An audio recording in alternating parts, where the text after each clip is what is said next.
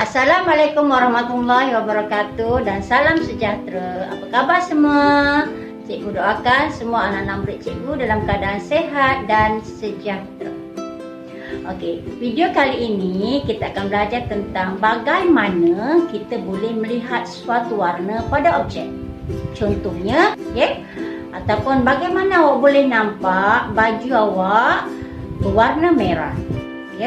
Kalau berada di atas pentas dan ada banyak cahaya-cahaya yang menyuluh ke arah awak, adakah baju awak itu tetap berwarna merah atau sebaliknya? Jom kita belajar tentang apakah perubahan-perubahan warna apabila cahaya-cahaya ini kita campurkan atau kita tapiskan.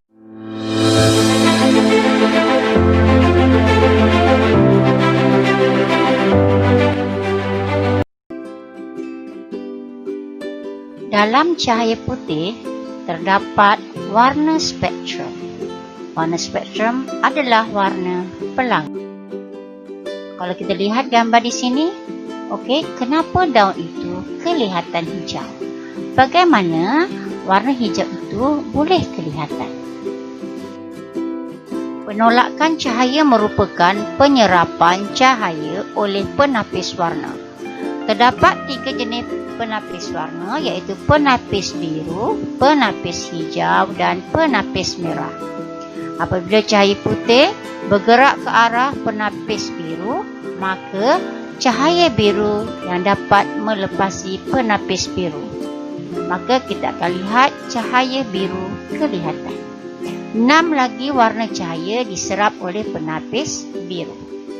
Apabila cahaya putih bergerak ke arah penapis hijau, maka cahaya hijau sahaja yang dapat melepasi penapis hijau. 6 warna yang lain diserap oleh penapis hijau. Apabila cahaya putih bergerak menerusi penapis merah, maka cahaya merah sahaja yang dapat melepasi penapis merah. 6 warna yang lain diserap oleh penapis merah. Jadi penapis warna primer, iaitu warna biru, hijau dan merah, hanya membenarkan warna cahaya primer sahaja. Jika kalau kita guna penapis biru, maka cahaya biru sahaja boleh melepasinya. Apabila kita menggunakan penapis hijau, warna hijau sahaja yang dapat melepasinya. Apabila kita menggunakan cahaya penapis merah, maka warna merah sahaja yang dapat melepasinya. Apabila cahaya putih bergerak menerusi penapis primer, iaitu penapis biru di sini, maka cahaya biru saja yang akan dapat melepasinya. Maka pada skrin warna biru terbentuk. Apabila cahaya biru bergerak ke arah penapis biru, maka cahaya biru terhasil. Pada skrin tumpuk biru terhasil. Apabila cahaya hijau bergerak ke arah penapis biru, maka tidak ada warna yang dapat melepasi. Maka skrin kelihatan gelap. Dan apabila cahaya merah bergerak ke arah penapis biru, tiada cahaya yang dapat melepasi penapis biru. Maknanya ke-7 warna tadi diserap oleh penapis biru, maka pada skrin tumpuk hitam terhasil. Begitu juga dengan penapis hijau. Apabila cahaya putih bergerak ke arah penapis hijau, maka cahaya hijau sahaja yang dapat melepasinya. Jadi pada skrin tumpuk hijau terhasil. Apabila cahaya hijau bergerak ke arah penapis hijau, maka cahaya hijau yang dapat melepasinya. 6 cahaya warna yang lain diserap oleh penapis hijau. Maka di sini pada skrin tumpuk hijau terhasil. Apabila cahaya biru bergerak ke arah penapis hijau, maka tiada cahaya dapat melepasi penapis hijau dan pada skrin tumpuk hitam terhasil. Maknanya ke-7 warna tadi diserap oleh penapis hijau. Apabila cahaya merah bergerak ke arah penapis hijau, tiada warna yang dapat melepasinya. Ke-7 warna spektrum tadi diserap oleh penapis hijau. Maka di sini pada skrin tumpuk hitam terhasil. Begitu juga dengan penapis merah. Apabila cahaya putih bergerak ke arah penapis merah, hanya warna merah saja yang dapat melepasi penapis merah, maka pada skrin tumpuk merah terhasil. Apabila cahaya hijau bergerak ke arah penapis merah, maka tiada cahaya yang dapat melepasinya, maknanya tiada cahaya. Semua 7 warna cahaya tadi diserap oleh penapis merah, maka pada skrin kelihatan tumpuk hitam. Apabila cahaya biru bergerak ke arah penapis merah, maka tiada cahaya yang dapat melepasinya, maknanya ketujuh warna cahaya tadi diserap oleh penapis merah, maka pada skrin tumpuk hitam terhasil. Apabila cahaya merah bergerak ke arah penapis merah, maka cahaya merah dapat melepasinya dan pada skrin kelihatan tumpuk merah. Okey. Sekarang kita bincang tentang penapis sekunder. Di sini kita gunakan penapis magenta. Apabila cahaya putih bergerak ke arah penapis magenta, dalam cahaya putih ada 7 warna cahaya. Ya, apabila bergerak ke arah penapis magenta, maka cahaya magenta yang dapat melepasinya. Maka pada skrin kelihatan tumpuk magenta. Apabila cahaya hijau bergerak ke arah penapis sekunder iaitu penapis magenta, maka tiada cahaya yang dapat menembusi penapis magenta. Jadi, magenta adalah gabungan cahaya biru dan cahaya merah. Ya, maknanya di sini hanya warna magenta, cahaya biru dan cahaya merah sahaja yang dapat melepasi penapis sekunder. Warna-warna yang lain diserap. Apabila warna-warna yang diserap, maka pada skrin tumpuk hitam kelihatan. Contoh seterusnya, cahaya biru. Apabila dia bergerak ke arah penapis magenta, maka cahaya biru dapat melepasinya. Maka pada skrin warna biru terhasil. Kita kena ingat bahawa magenta adalah gabungan cahaya biru dan cahaya merah. Ya, jadi cahaya biru dapat melepasi penapis magenta dan pada skrin terdapat tumpuk biru. Cahaya merah apabila ia bergerak ke arah penapis magenta, maka cahaya merah dapat melepasi penapis magenta. Ya, jadi pada skrin tumpuk merah terhasil. Jadi awak kena ingat bahawa penapis magenta terdiri daripada ataupun penapis magenta hanya membenarkan cahaya magenta, cahaya biru dan cahaya merah melaluinya. Warna-warna yang lain tidak dapat melalui penapis magenta dan warna-warna yang tidak dapat melalui penapis magenta ini diserap oleh penapis magenta. Apabila cahaya diserap, ini bermaksud proses penolakan cahaya berlaku. Contoh lain ialah kita gunakan penapis sekunder berwarna kuning.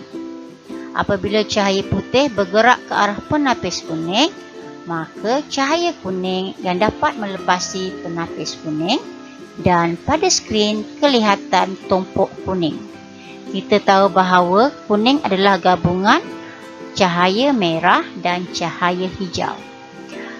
Penapis sekunder hanya membenarkan warnanya dan komponen-komponennya sahaja yang dapat melepasi penapis sekunder.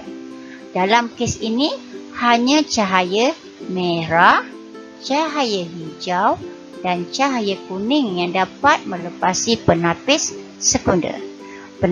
Warna-warna yang lain diserap oleh penapis sekunder. Contoh seterusnya, cahaya hijau apabila dia bergerak ke arah penapis kuning, maka cahaya hijau dapat melepasi penapis kuning dan skrin kelihatan hijau. Contoh seterusnya biru. Cahaya biru apabila dia bergerak ke arah penapis kuning, maka tidak ada cahaya yang dapat melepasi penapis kuning. Ini bermakna ketujuh warna tadi, warna cahaya tadi diserap oleh penapis kuning. Hasilnya skrin kelihatan, pada skrin tumpuk hitam kelihatan. Seterusnya, apabila cahaya merah bergerak ke arah penapis kuning, maka cahaya merah dapat melepasi penapis kuning dan pada skrin tumpuk merah kelihatan. Jadi awak kena tahu bahawa cahaya hijau bergabung dengan cahaya merah menghasilkan cahaya warna kuning. Jadi penapis kuning hanya membenarkan warnanya, iaitu warna kuning, dan warna komponennya. Warna komponennya adalah warna hijau dan merah. Ya, jadi dekat sini penapis kuning hanya membenarkan 3 cahaya sahaja yang dapat melepasinya, iaitu cahaya kuning, cahaya hijau dan cahaya merah. Okey, seterusnya. Penapis sian. Penapis sian. Apabila cahaya putih bergerak ke arah penapis sian, maka warna sian akan terhasil. Ya, maknanya pada skrin tumpuk sian terhasil.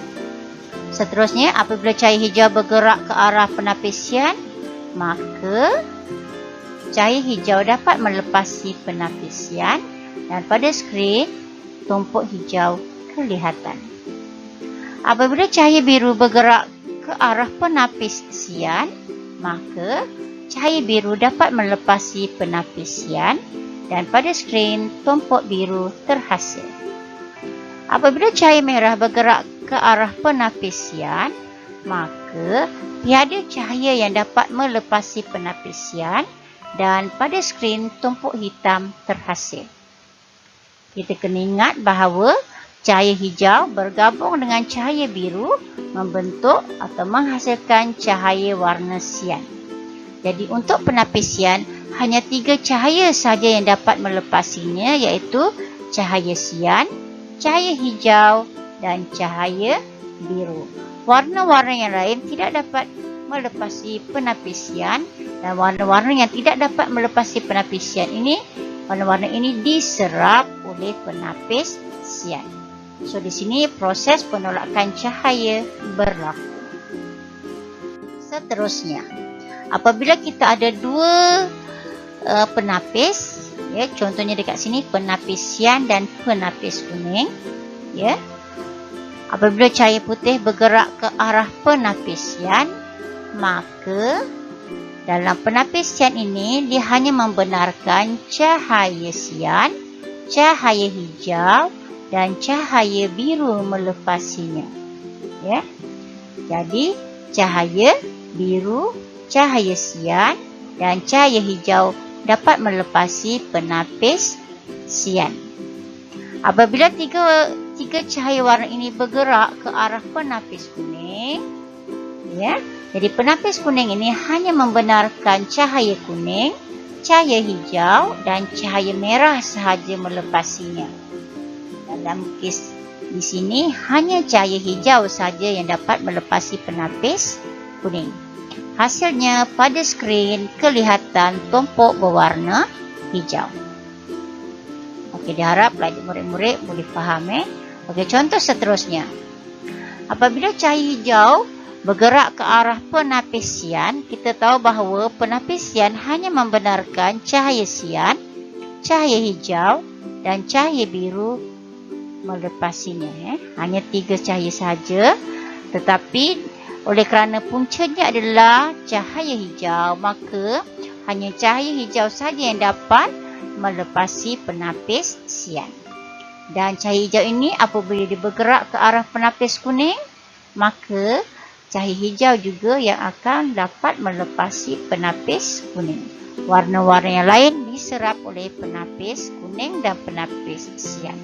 Hasilnya pada skrin kelihatan tumpuk berwarna hijau.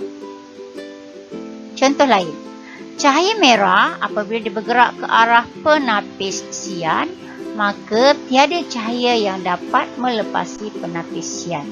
Maka pada skrin tumpuk hitam terhasil. Contoh lain, apabila cahaya putih bergerak ke arah penapis kuning, jadi penapis kuning hanya membenarkan cahaya merah, cahaya kuning dan cahaya hijau melepasinya. Okey, warna-warna yang lain diserap oleh penapis kuning. Apabila tiga cahaya warna ini bergerak ke arah penapisian, maka tidak ada cahaya yang dapat melepasinya kecuali cahaya hijau. Maka pada skrin kelihatan tumpuk hijau. Okey, seterusnya. Apabila cahaya hijau bergerak ke arah penapis kuning, maka cahaya hijau dapat menembusi penapis kuning. Cahaya yang lain diserap oleh penapis kuning. Apabila cahaya hijau bergerak ke arah penapis magenta, maka tiada cahaya yang dapat melepasi dan pada skrin tumpuk hitam terhasil. Penapis magenta hanya membenarkan cahaya magenta, cahaya biru dan cahaya merah melepasinya. Contoh lain, apabila cahaya merah bergerak ke arah penapis kuning, maka hanya cahaya merah sahaja yang dapat melepasi penapis kuning. Dan apabila cahaya merah bergerak ke arah penapis merah, maka cahaya merah akan terhasil, iaitu tumpuk merah akan terhasil pada skrin. Prinsip penolakan cahaya berlaku di dalam kehidupan harian manusia. Contohnya di sini, terdapat 3 jenis warna baju, iaitu warna hijau, warna biru dan warna merah. Apabila terkena cahaya putih pada baju-baju ini, maka warna biru akan dipantulkan. 7 warna yang lain diserap oleh baju biru. Jadi kita nampak baju itu berwarna biru. Contoh lain, apabila cahaya putih terkena kepada baju merah, hanya cahaya merah sahaja yang dipantulkan ke mata kita. 6 cahaya yang lain diserap oleh baju merah. Ini menyebabkan mata kita melihat baju tersebut berwarna merah. Begitu juga dengan baju berwarna hijau. Hanya cahaya hijau sahaja yang dapat dipantulkan ke arah mata. 6 cahaya warna yang lain diserap oleh baju berwarna hijau. Jadi, objek warna primer memantulkan cahaya yang sama warna dengannya sahaja. Maknanya kalau misalan baju tu berwarna biru, maka cahaya biru yang dipantulkan.